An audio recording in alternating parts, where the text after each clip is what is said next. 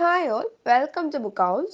നമ്മൾ ഇന്ന് ഡിസ്കസ് ചെയ്യാൻ പോകുന്നത് ഒരു ഇന്ത്യൻ ഇംഗ്ലീഷ് പോയറ്റായ ജയന്ത മഹാപാത്രയുടെ the abandoned British cemetery at Balasore എന്ന് പറയുന്ന ഒരു പോമാണ്. ഇൻട്രൊഡക്ഷൻ ആയിട്ട് നമുക്ക് ആദ്യം നമ്മുടെ പോയറ്റിനെ പറ്റി പഠിക്കാം. Who is Jayanta Mahapatra? അദ്ദേഹം ഒരു ഇന്ത്യൻ ഇംഗ്ലീഷ് പോയറ്റാണ്. He is the first Indian poet to win a Sahitya Akademi award for English poetry. He was the author of poems such as Indian Summer and Hunger, which are regarded as classics in modern English literature. ഇതൊക്കെ ഒന്ന് ഓർത്ത് വെച്ചിരിക്കാൻ നമുക്ക് intro ആയിട്ട് എഴുതാൻ പറ്റും. നമ്മുടെ പോമിൽ mention ചെയ്യുന്ന സ്ഥലമാണ് ബാലസോർ അല്ലേ. ഈ ബാലസോർ എന്ന് പറയുന്നത് ഒഡീഷയിലെ ഒരു സ്ഥലമാണ്. ഇദ്ദേഹവും ജനിച്ചതും ജീവിച്ചതും ഒക്കെ ഒഡീഷയിലാണ്. ഒഡീഷയിലെ ഒരു പ്രൊവിൻസിലാണ് ജനിച്ചതും ജീവിച്ചതും ഒക്കെ. അതുകൊണ്ട് തന്നെ സ്വന്തം സിറ്റിയോട് അദ്ദേഹത്തിന് വളരെയധികം ഒരു ഇഷ്ടമുണ്ടായിരുന്നു, ഇന്ത്യൻ സിറ്റി ഉണ്ടായിരുന്നു. അത് നമുക്ക് ഈ പോമിലൂടെ കാണാൻ പറ്റും. നമുക്ക് നമ്മുടെ പോം നോക്കാം. പോമിന്റെ പേരെന്താ? The abandoned British cemetery at Balasore എന്നാണ്. അതായത് നമുക്ക് മനസ്സിലാക്കാം, ബാലസോർ എന്ന സ്ഥലത്തെ ഒരു ബ്രിട്ടീഷ് സിമെട്രിയെ പറ്റിയിട്ടാണ്, ആർക്കും വേണ്ടാതെ ഹോണ്ടഡ് ആയിട്ട് കിടക്കുന്ന ഒരു ബ്രിട്ടീഷ് സിമെട്രിയെ പറ്റിയിട്ടാണ് സംസാരിക്കുന്നത്. The poet's depicts on old cemetery of British period in India. He mentions the historical importance of the cemetery. He presents the picture of the desolated and pathetic state of the graves and peaceful surroundings of the cemetery. He shows his individual concern for the dead young persons lying buried in their graves. അതായത് നമ്മൾ ഒരുപാട് ആഗ്രഹങ്ങളും ഒക്കെ ഉണ്ടായിട്ട് ഭൂമിയിൽ ജനിച്ചു വീണിട്ടും വളരെ younger സ്റ്റേറ്റിൽ തന്നെ മരിച്ചുപോയ കുറേ ആൾക്കാരുണ്ട്. അവര് ഈ സിമെട്രിയിൽ എന്ത് ചെയ്തിട്ടുണ്ട്? ബറി ചെയ്തിട്ടുണ്ട്. അവരുടെ പറ്റിയിട്ടാണ് അദ്ദേഹം സംസാരിക്കുന്നത്. ഇനി in the poem, he expresses his extreme grief at the ultimate death of the younger persons. He shows sympathetic attitude for the young person who died due to being victims of diseases or other cause. അതായത് ഈ പോമിൽ ആദ്യം mention ചെയ്യുന്നത് cholera പിടിപെട്ട് മരിച്ച ആൾക്കാരെ പറ്റിയിട്ടാണ്. പക്ഷേ cholera മാത്രമല്ല, അതല്ലാത്ത മറ്റു കോസസിനും വേണ്ടിയിട്ട് ഒരുപാട് ആൾക്കാർ മരിച്ചിട്ടുണ്ടാവില്ലേ, ഈവൻ ഇഫ് നമ്മുടെ ഇന്ത്യൻ ഇൻഡിപെൻഡൻസ് സ്ട്രഗിളിന് വേണ്ടിയിട്ടാണെങ്കിലും. അങ്ങനെ ഒരുപാട് കാരണങ്ങൾക്ക് വേണ്ടിയിട്ട് ഫുൾ ഒരു കംപ്ലീറ്റ് ലൈഫ് എൻജോയ് ചെയ്യാൻ പറ്റാതെ യങ്ങർ സ്റ്റേറ്റിൽ തന്നെ മരിച്ചുപോയ ഒത്തിരി ആൾക്കാരുണ്ടാവാം. അവരെ പറ്റിയും ഇദ്ദേഹം ഇവിടെ സംസാരിക്കുന്നു. ഈ പോമിൽ മെൻഷൻ ചെയ്യുന്നത് കോളറയാണ്. കോളറ എന്ന് വെച്ചാൽ ഒരു 19th സെഞ്ചുറി ടൈമിലൊക്കെ ഇന്ത്യയിൽ വലിയൊരു കില്ലർ, നമ്മുടെ ബ്രിട്ടീഷിലൊക്കെ നമ്മൾ പ്ലേഗ് എന്നൊക്കെ പറയുന്ന പോലെ ഇവിടെയും കോളറയായിരുന്നു. The first cholera epidemic in India began in 1817 and was linked to British military campaigns. Okay, മനസ്സിലായല്ലോ. ബ്രിട്ടീഷ് മിലിറ്ററി ക്യാമ്പയിൻസിലാണ് ഈ കോളറ എന്നൊരു സംഭവം ലിങ്ക് ചെയ്ത് കിടക്കുന്നത്. The disease spread rapidly around the world, mainly due to the inadvertent transport of bilge water in ships from the Bay of Bengal. Cholera has been central to historical understanding of the relationship between disease, medicine and colonialism in the British Empire and beyond. അതായത് ഇദ്ദേഹം ഒരു Indian English poet ആണ് അല്ലേ. അപ്പോൾ ആ ടൈമിലെ historical importance ഉള്ള സംഭവങ്ങളെ പറ്റിയാണ് അദ്ദേഹം എഴുതിയിരുന്നത്. ഈ ഒരു കോളറ എന്ന് പറയുന്ന ഒരു സംഭവത്തിന് ഹിസ്റ്റോറിക്കൽ ആസ്പെക്റ്റ് ഉണ്ട്. എങ്ങനെയാണ് ഒരു ഹിസ്റ്റോറിക്കൽ ആസ്പെക്ട് വരുന്നത്? ഡിസീസ്, മെഡിസിൻ, അതുപോലെ കൊളോണിയലിസം. എന്താണ് കൊളോണിയലിസം? ആ കൊളോണിയൽ പവറിന്റെ ഇൻഫ്ലുവൻസ് എങ്ങനെയായിരുന്നു ഇന്ത്യയിൽ ഉണ്ടായിരുന്നത്, അതിനെയൊക്കെ നമുക്ക് ഈ പോമിലൂടെയും കാണാൻ പറ്റും. ഓരോ വർഷവും ബ്രിട്ടീഷ് ഇന്ത്യയിൽ 1000-ഓളം ആൾക്കാർ കോളറ വന്ന് മരിച്ചു എന്നാണ് കണക്ക് പറയുന്നത് കേട്ടോ. കോളറ പിടിപെട്ടത് ഇന്ത്യൻ സ്റ്റേറ്റ്സിലാണെങ്കിൽ പോലും, ഇന്ത്യൻ ഏരിയാസിലാണെങ്കിൽ പോലും ഏറ്റവും കൂടുതൽ മരണങ്ങൾ കാൽക്കുലേറ്റ് ചെയ്യപ്പെട്ടത് ബ്രിട്ടീഷേഴ്സിന്റെ ആയിരുന്നു. ഈ ബ്രിട്ടീഷേഴ്സിനെയാണ് നമ്മുടെ ഈ ഒരു ഓൾഡ് സിമെട്രി, ബാലസോറിലെ ഓൾഡ് സിമെട്രിയിൽ വന്ന് ബറി ചെയ്തു. അവരുടെ ഫേറ്റിനെ പറ്റിയിട്ടാണ് നമ്മുടെ പോയറ്റ് സംസാരിക്കുന്നത്. ഓക്കെ, അപ്പം നമുക്ക് നമ്മുടെ പോമിന്റെ സമ്മറിയിലേക്ക് പോവാം. കുറച്ച് ഷോർട്ട് സ്റ്റാൻഡ്സ് ആയിട്ട് ആ പോം ഡിവൈഡ് ചെയ്തിരിക്കുന്നത്. ഓരോന്നിലും 4 ലൈൻസ് വരെ നമുക്ക് കാണാൻ പറ്റും. അത്യാവശ്യം വലിയൊരു പോമാണ്. നമ്മുടെ പോയറ്റ് ബ്രിട്ടീഷ് ടൈമിലെ ഒരു ഓൾഡ് സിമെട്രി വിസിറ്റ് ചെയ്യാണ്. അപ്പോൾ the symmetry was founded when the British ruled over India about 150 years ago. അതായത് 150 വർഷങ്ങൾക്ക് മുമ്പ് ബ്രിട്ടീഷ് റൂൾ ചെയ്തിരുന്ന ടൈമിലുണ്ടായിരുന്ന സിമെട്രിയാണ്. ഇന്ത്യയിൽ നിന്നും അവർ എന്നേക്കുമായി പോകുന്നതിന് മുന്നേ ബ്രിട്ടീഷേഴ്സ് മരിച്ചവരുടെ ശരീരം ഇവിടെയാണ്, ഈ ഗ്രേവ്സിലാണ് ബറി ചെയ്തിരിക്കുന്നത്. പക്ഷെ ഇന്ന് ഈ ഒരു സിമെട്രി എന്ന് വെച്ചാൽ ഡെസർട്ടഡ് ആണ്. ഒരുപാട് വർഷത്തെ ലാപ്സ് ആയില്ലേ, അതുകൊണ്ട് തന്നെ 150 വർഷത്തെ കാലഘട്ടമുണ്ട്. 150 വർഷത്തെ പഴക്കമുണ്ട് ഈ ബ്രിട്ടീഷിന്. അപ്പൊ ഈ ബ്രിട്ടീഷ് സിമെട്രിക്ക് അപ്പൊ അവർ ഇന്ത്യ വിട്ടു പോയപ്പോൾ ഇതും ഇവിടെ വിട്ടിട്ട് പോയി, അവരുടെ ബറീഡ് വൺസിനെ ഇവിടെ വിട്ടിട്ട് പോയി എന്ന് പറയുന്നു. ഇന്ന് പക്ഷേ സിമെട്രി എന്ന് വെച്ചാൽ ഡെസർട്ടഡ് ആണ്. The poet calls it a thing of history. In other words, this cemetery which was founded during British rule in India has some historical importance. അപ്പോൾ ഇതിന് കുറച്ച് ഹിസ്റ്റോറിക്കൽ ഇമ്പോർട്ടൻസ് ഉണ്ട്. ഇന്ത്യയിൽ 150 വർഷങ്ങൾക്ക് മുൻപുണ്ടായ ഒരു ഇൻസിഡൻറ്റുമായിട്ട് ബന്ധപ്പെട്ടുള്ളൊരു സംഭവമാണിത്. When the poet visits the cemetery and witnesses the wretched state of the graves of the dead, he at once begins to think of the historical incident when many British persons died of cholera and were buried in this cemetery. അതായത് ആ ഒരു historical importance എന്താണ്? കോളറയാണ്. Cholera. Okay, അത് നിങ്ങൾ ഓർത്ത് വെച്ചിരിക്കണം. They are lying separately in their graves, which are now in a very pathetic condition. The poet does not have any intention to disturb the peaceful atmosphere of this cemetery by going on it. അതായത് ഈ സിമെട്രിയിലൂടെ കടന്നു പോയിട്ട് അവിടെ ഭയങ്കര peaceful ആണ്, ആ ഒരു peaceful ആയിട്ടുള്ള അറ്റ്മോസ്ഫിയർ നശിപ്പിക്കാനുള്ള ഉദ്ദേശമൊന്നും പോയറ്റിനില്ല. അതുകൊണ്ട് തന്നെ അദ്ദേഹം ഒരു ദൂരത്ത്, ഒരു ഡിസ്റ്റൻസിൽ നിന്നിട്ടാണ് ഇതിനെ വാച്ച് ചെയ്യുന്നത്. അദ്ദേഹത്തിന് ആ ഒരു ആഗ്രഹം മാത്രമേ ഉള്ളൂ. ഇനി അദ്ദേഹം ഈ ഒരു സിമെട്രിയിലേക്ക് കടന്നു പോവുകയാണെങ്കിൽ അവിടെ ഒരുപാട് ആൾക്കാർ ഇങ്ങനെ മരിച്ചു കിടപ്പുണ്ട്, അവരെയൊക്കെ മേ ബി ഇത് ഡിസ്റ്റർബ് ചെയ്തേക്കാം. എന്നിട്ട് അദ്ദേഹം കുറേ ആൾക്കാരുടെ പേരിങ്ങനെ മെൻഷൻ ചെയ്യുന്നുണ്ട്. കറക്റ്റായിട്ടൊന്നും അല്ല, എന്നാലും കുറേ ആൾക്കാരുടെ പേര് അദ്ദേഹം ഇങ്ങനെ മെൻഷൻ ചെയ്യുന്നുണ്ട്. ലൈക്ക് ഫ്ലോറൻസ്, പിന്നെ അവിടെ എപ്പിറ്റഫ്സ് ആണ് അദ്ദേഹം കാണുന്നത് കേട്ടോ. Florence or darling wife of captain or aged 19 of cholera. അപ്പം 19 ആണ്, 19 വയസ്സിൽ, ആ ഒരു യങ് ഏജിൽ തന്നെ മരിച്ചുപോയ അവരുടെ പതറ്റിക് ഫേറ്റ് ആണ് അദ്ദേഹം ഇവിടെ ഡിസ്ക്രൈബ് ചെയ്യുന്നത്. അപ്പോൾ ഡെത്ത് അതിൻ്റെ ഐസി ഹാൻഡ്സ് എന്ന് വെച്ചാൽ എന്താണ്? തണുത്ത ഹാൻഡ്സ്. നമ്മളെപ്പോഴും ഡെത്തിനെ ഒരു കോൾഡുമായിട്ടല്ലേ കമ്പയർ ചെയ്യുന്നത്, തണുത്ത് മരവിച്ച ഫ്രോസൺ സ്റ്റേറ്റിലല്ലേ കമ്പയർ ചെയ്യുന്നത്. അപ്പോൾ ആ ഒരു ഐസി ഹാൻഡ്സ് വെച്ചിട്ട് ബ്രിട്ടീഷ് കോൺക്രേഴ്സിനെ, നമ്മൾ കോൺക്രീ ചെയ്ത ആൾക്കാരാണല്ലേ, അപ്പം ഈ കോൺക്രേഴ്സ് അവർ ഈ അധികാരവും അതിർത്തിയും ഒക്കെ വെട്ടിപ്പിടിക്കാൻ നടക്കുമ്പോഴും, പവർ കൊണ്ട് വെട്ടിപ്പിടിക്കാൻ നടക്കുമ്പോഴും ഡെത്തിന് എന്താ പറയുക, ഡെത്തിന് അങ്ങനെയുള്ള യാതൊരു വേർതിരിവുമില്ല. അല്ലെങ്കിൽ പവറുള്ള ആളാണ്, മൈറ്റി എംപറാണ്, ഇവർ പാവം കൊളോണിയൽ പീപ്പിൾ ആണ്, അങ്ങനെയുള്ള യാതൊരുവിധ ഡിസ്റ്റിങ്ഷനും ആർക്കില്ല, ഡെത്തിനില്ല. നമ്മൾ പറയില്ലേ രംഗബോധമില്ലാത്തൊരു കോമാളി എന്നൊക്കെ പറയില്ലേ, അതുപോലെ തന്നെ ഡെത്ത് അതിൻ്റെ ഐസി ഹാൻഡ്സ് വെച്ച് അതിനോ ഇത് പാവപ്പെട്ടവനാണ്, ഇത് പണക്കാരനാണ്, അങ്ങനെയുള്ള യാതൊരുവിധ വേർതിരിവും ഇല്ല, അവരെല്ലാവരും കണക്കാണ്. ആ ഒരു മൈറ്റി കോൺഗ്രസ് ഇപ്പോൾ എന്താണ്, ലിസാർഡ്സും സ്കോർപ്പിയോൺസും ഒക്കെ കാരണം വിസിറ്റ് ചെയ്ത് ഇവിടെ ഇങ്ങനെ കിടക്കുകയാണ്, ബറി ചെയ്ത് കിടക്കുകയാണ്. ഓക്കെ, അങ്ങനെ പറയുന്നു. ഇവിടെ ടോട്ടൽ 39 ഗ്രേവ്സ് ഉണ്ട്. ഈ 39 ഗ്രേവ്സ് ഇങ്ങനെ കാണുമ്പോഴത്തേക്കും the poet's reflections over the dead actually depict that eternal realization that it is death that gives meaning to life. അതായത് മരണമാണ് ലൈഫിന് മീനിങ് കൊടുക്കുന്നത് എന്ന് പറയുന്ന ഒരു എറ്റേണിറ്റി അല്ലെങ്കിൽ എറ്റേണൽ ആയിട്ടുള്ള ട്രൂത്തിലേക്ക് ഇദ്ദേഹം എന്ത് ചെയ്യാണ്, റിഫ്ലക്റ്റഡ് ആവുകയാണ്. ഒന്നാമത്തെ സ്റ്റാൻസയിൽ ഇദ്ദേഹം ഒരു ക്വസ്റ്റ്യൻ ചോദിക്കുന്നുണ്ട്.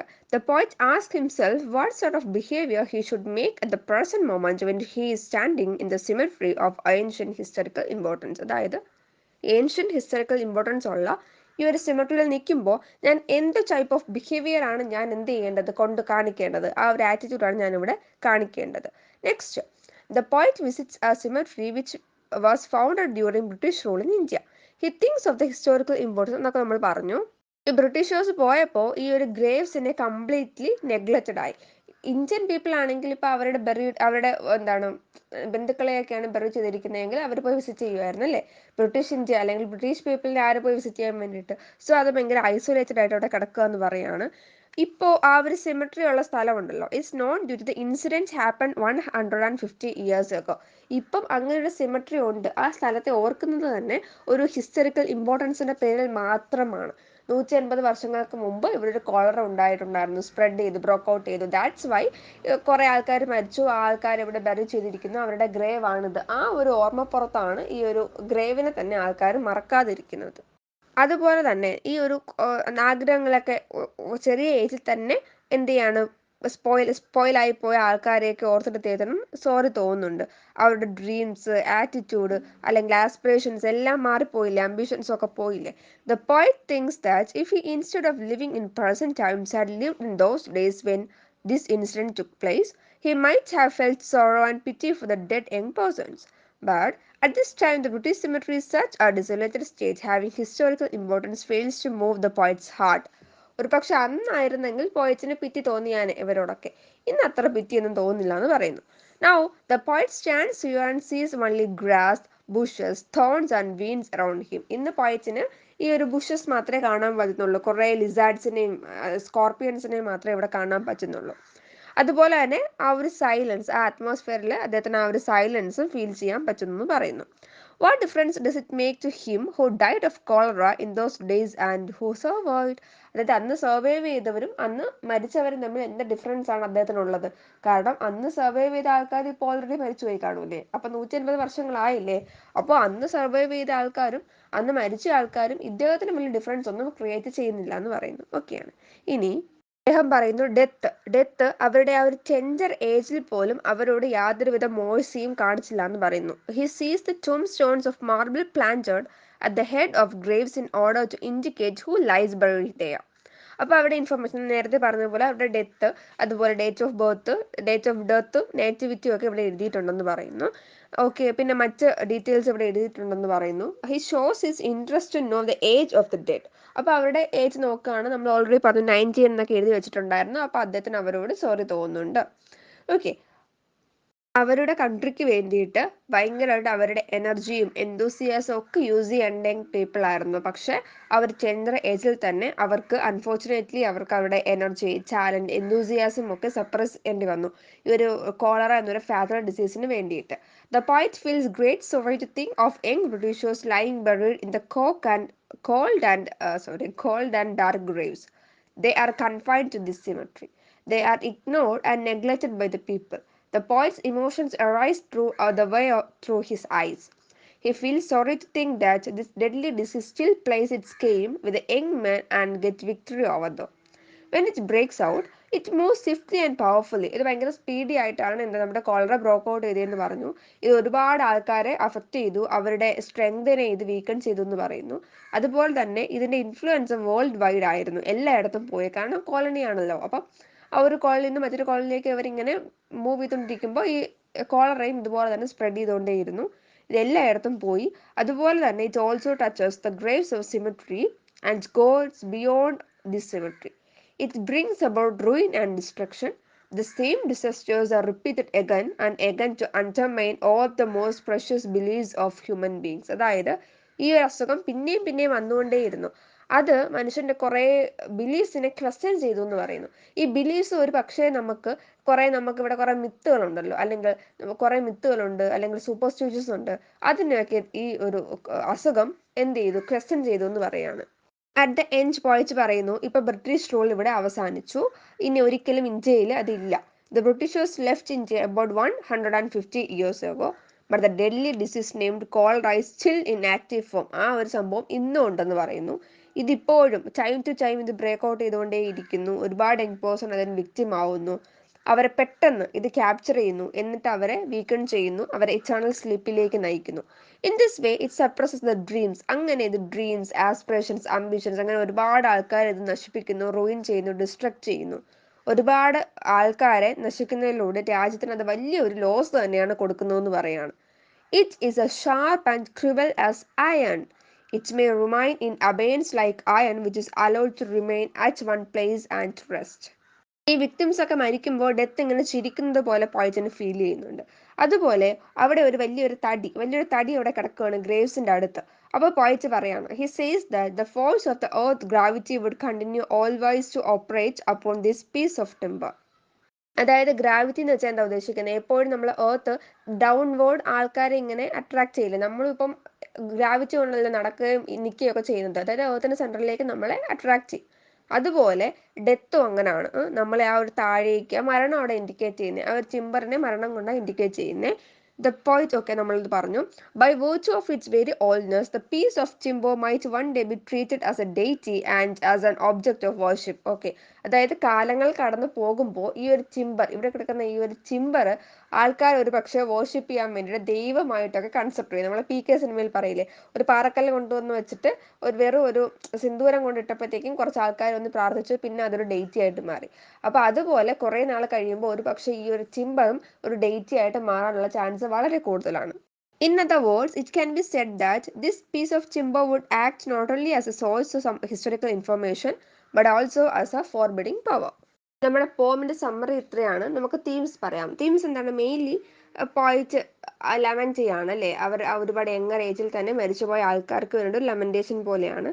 നെക്സ്റ്റ് നമുക്ക് ഇതിൽ ഒരു സയൻറ്റിഫിക് ആറ്റിറ്റ്യൂഡിൻ്റെയും ഓർത്തഡോക്സ് ആയിട്ടുള്ള ബിലീഫ്സിൻ്റെയും ഒരു ബ്ലെൻഡ് കാണാൻ പറ്റും. ആ ഓർത്തഡോക്സ് ബിലീഫാണ് സൂപ്പർസ്റ്റിഷൻ അല്ലെങ്കിൽ മിത്ത് കൊണ്ട് ഉദ്ദേശിക്കുന്നത് കേട്ടോ. ഓക്കെ, ആ ചിമ്പർ, നമുക്ക് ആ ചിമ്പർ തന്നെ പറയാൻ പറ്റും. The heavy piece of timber or anchor as it may be called might in course of time occur certain. Okay, കുറച്ച് നാൾ കഴിയുമ്പോഴത്തേക്കും ആ ഒരു ചിമ്പറിന് ആൾക്കാരുടെ കണ്ണിൽ എന്തെങ്കിലും ഒരു വിശുദ്ധത കാണാനുള്ള കാര്യം ഉണ്ടെന്ന് പറയുന്നു. By virtue of its very ancientness, this anchor might one day be treated as a deity and as an object of worship. Okay, അപ്പോൾ ആ ഒരു ടിമ്പർ കുറേ നാൾ ഹിസ്റ്റോറിക്കൽ ഇമ്പോർട്ടൻസ് ഒക്കെ കിട്ടി കിട്ടി കിട്ടി കുറേ നാൾ കഴിയുമ്പോൾ അതിനെ ഒരു വർഷിപ്പായിട്ട് ആൾക്കാർ ട്രീറ്റ് ചെയ്യാൻ തുടങ്ങും എന്ന് പറയുന്നു. അത് നമ്മുടെ സെക്കൻഡ് തീമാണ്. തേർഡ് തീമായിട്ട് നമുക്ക് ഫിലോസഫിക്കൽ ആൻഡ് സൈക്കോളജിക്കൽ എലമെന്റ്സ് കാണാൻ പറ്റും. ഫിലോസഫിക്കൽ എന്താണ്? ഫിലോസഫിക്കൽ എന്ന് പറഞ്ഞാൽ ഡെത്ത്, ആ ഡെത്തിനെ പറ്റിയിട്ട്. സൈക്കോളജിക്കൽ എന്താണ്? പോയറ്റിന്റെ ആ ഒരു വിഷമമാണ്, പോയറ്റിന്റെ മനസ്സിലൂടെ കടന്നു പോകുന്ന തോട്ട്സിനെയാണ് നമുക്ക് ഇതിലൂടെ സൈക്കോളജിക്കൽ എലമെന്റ്സ് ആയിട്ട് കൺസിഡർ ചെയ്യാൻ പറ്റുന്നത്. ഓക്കെ, അത്രയാണ് നമ്മുടെ തീം എന്ന് പറഞ്ഞാൽ. ഇനി നമുക്ക് സ്റ്റൈൽ ആൻഡ് ലാംഗ്വേജ് നോക്കാം. അദ്ദേഹത്തിന് ഇംഗ്ലീഷ് ലാംഗ്വേജിൽ നല്ലൊരു കമാൻഡ് ഉണ്ടായിരുന്നു. അതിവിടെ പറയാനുള്ള റീസൺ എന്ന് വെച്ചാൽ ഇത് ഇന്ത്യൻ ഇംഗ്ലീഷ് പോയിട്രിയാണ്, ആ ടൈമിൽ എഴുതിയ പോയിട്രിയാണ്. ഇപ്പം ആ ടൈമിൽ എഴുതിയ പോയിട്രി ആണെങ്കിൽ ആ ടൈമിലെ പോയിട്രി നമുക്ക് നോക്കിയാൽ മനസ്സിലാവും കുറേ മിസ്റ്റേക്സ് ഒക്കെ ഉണ്ടാവുമേ. നമ്മളിപ്പം ഒരു വോക്കുണ്ട്, നെസ്സി മെസ്സിക്കലിൻ്റെ വോക്കാണ്. ആ ഒരു വോക്കിൽ മെൻഷൻ ചെയ്യുന്നത് എന്താ വെച്ചാൽ ഇന്ത്യൻസിന് പ്രോപ്പറായിട്ട് ഇംഗ്ലീഷ് യൂസ് ചെയ്യാൻ അറിയത്തില്ല. പ്രസന്റ്, സിമ്പിൾ പ്രസന്റ് യൂസ് ചെയ്യുന്ന സ്ഥലത്തൊക്കെ അവരെന്ത് ചെയ്യും? പ്രസന്റ് കണ്ടിന്യൂസ് യൂസ് ചെയ്യും. പാസ്റ്റ് യൂസ് ചെയ്യുന്ന സ്ഥലത്ത് പാസ്റ്റ് കണ്ടിന്യൂസ് യൂസ് ചെയ്യും. സോ ഇന്ത്യൻസിനെ ബാബൂസ് ഇംഗ്ലീഷ് എന്നാണ് പറയുന്നത്, പ്രോപ്പറായിട്ട് ഇംഗ്ലീഷ് യൂസ് ചെയ്യാൻ അറിയത്തില്ല. At the same time Jayanta Mahapatra എന്ന് വെച്ചാൽ പ്രോപ്പർലി എഡ്യൂക്കേറ്റഡ് ആയിരുന്നു, അദ്ദേഹത്തിന് ഭയങ്കര നന്നായിട്ട് തന്നെ ഇംഗ്ലീഷ് ലാംഗ്വേജിൽ കമാൻഡ് ഉണ്ടായിരുന്നു. സോ ഇംഗ്ലീഷിനെ അദ്ദേഹത്തിന് ഭയങ്കര സിമ്പിളായിട്ട് പ്ലെയിൻ സ്റ്റൈൽ അദ്ദേഹത്തിന് യൂസ് ചെയ്യാൻ പറ്റിയെന്ന് പറയുന്നു. ഇദ്ദേഹം ഒരുപാട് എക്സ്പ്രഷൻസും ഫ്രേസസും ഒക്കെ യൂസ് ചെയ്തുകൊണ്ട് ആ ഇമോഷൻസിനെ റീഡേഴ്സിലേക്ക് കൺവേ ചെയ്തു തരികയാണ് കേട്ടോ. ഓക്കെ, ഇത്രയൊക്കെയാണ് നമുക്ക് ഇദ്ദേഹത്തിൻ്റെ ഈ പോമിനെ പറ്റി പറയാനുള്ളത്. മനസ്സിലായിക്കോണമെന്ന് വിചാരിക്കുവാണ്. മനസ്സിലായെങ്കിൽ like, share and subscribe. Thank you for watching.